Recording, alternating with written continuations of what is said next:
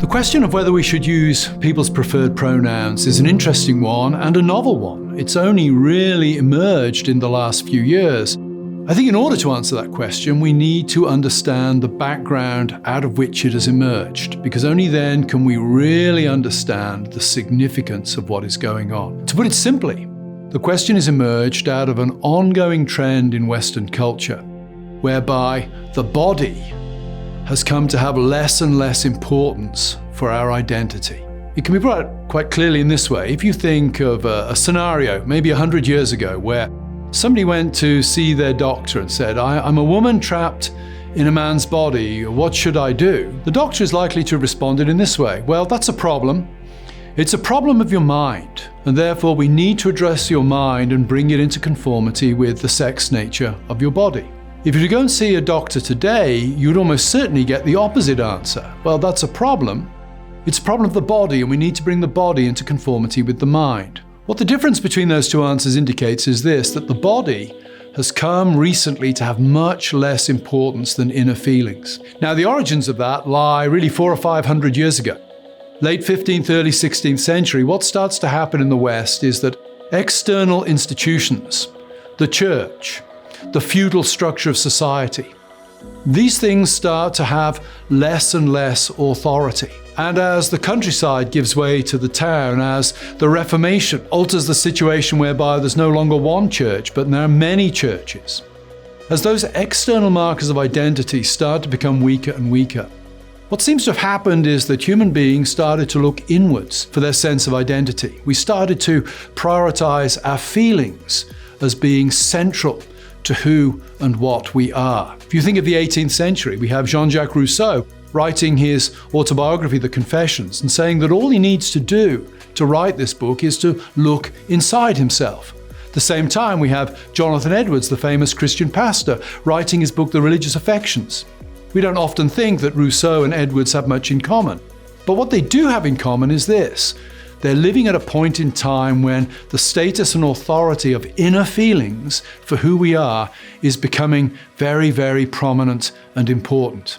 Fast forward to today, we find ourselves in a situation now where if somebody says, I feel like a woman, that aces everything. That even aces the authority of the body. So I think the key thing to grasp about a moment in time, about a situation, is this: we're at a point in time when the body has been massively downgraded in its importance for identity. Now you might ask the question, why is that significant, specifically from a Christian perspective? I think the answer to that is that the body is very, very important, and the sex difference between the bodies is very, very important for the Christian faith. The sex difference is brought out rather dramatically in the book of Genesis, when Adam looks upon Eve and says, this is now bone of my bone and flesh of my flesh. We could argue that Adam truly becomes conscious of who he is there when he sees himself in contrast to Eve. And that's a bodily distinction in the context of bodily presence. The Bible does not teach that we are a kind of spooky thing called the soul that dwells inside the body, and the body is just some kind of spacesuit. Body teaches from Genesis onwards that we are body and soul, that our bodies are critical to who and what we are. Think about the way we talk about kissing. Before I came out to make this video, I gave my wife a kiss. I could say, my face kissed the face of my wife, but that would sound weird, if not perhaps a little creepy. We all know that the appropriate way of talking about a kiss is to say that David kissed Katie. Carl kissed Katrina. Why? Because that physical contact is not a contact between two bodies, so much as it is a contact between two persons. The person and the body are inseparable at that level.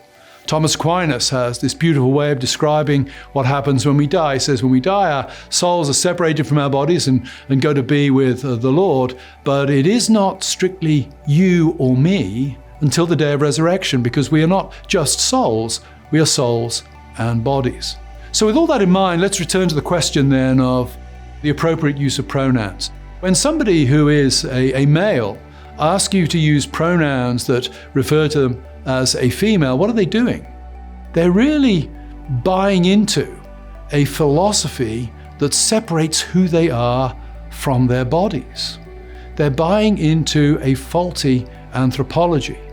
Now, it can be very difficult when our kids ask about what they should do when faced with this question at school, because certainly for people of my generation, and I suspect the generation below me, our kids are being asked questions and asked to take stands, if you like, that we ourselves never had to take. And it can be very hard to ask our kids to take a stand that will cost them a lot and that has never cost us anything. But I think we need to teach our children what exactly does it mean to be a human being, and to give them a clear understanding that our embodiment, our bodies, are a key part of that. When we start to speak or act or behave in a way that separates our bodies from who we are, we're fundamentally undermining an important aspect of what it means to be human. So my answer to the question of whether one should use somebody's preferred pronouns is in the negative. I would say no. Having said that, there are certain things that we also need to bear in mind. I would suggest that proper names, Andrew, David, Sue, Michael, Joanna, these are somewhat arbitrary. If John decides that he wants you to call him Joan or Joanna, I don't see that as a particular problem. Names are somewhat arbitrary signifiers. Pronouns have a deeper significance. They speak of the importance of the sex nature of the body for our identity. But secondly, we also need to be charitable. I think we live in very, very confusing times. It's easy to get confused. It's easy to slip up in our appropriate use of pronouns. So we need to be kind and charitable with each other as we proceed along this path. But I would say that if you use somebody's preferred pronouns and those pronouns do not reflect the sex nature of their body, you are buying into, implicitly, an anthropology that really stands at odds, I think, of what it really means to be a human being.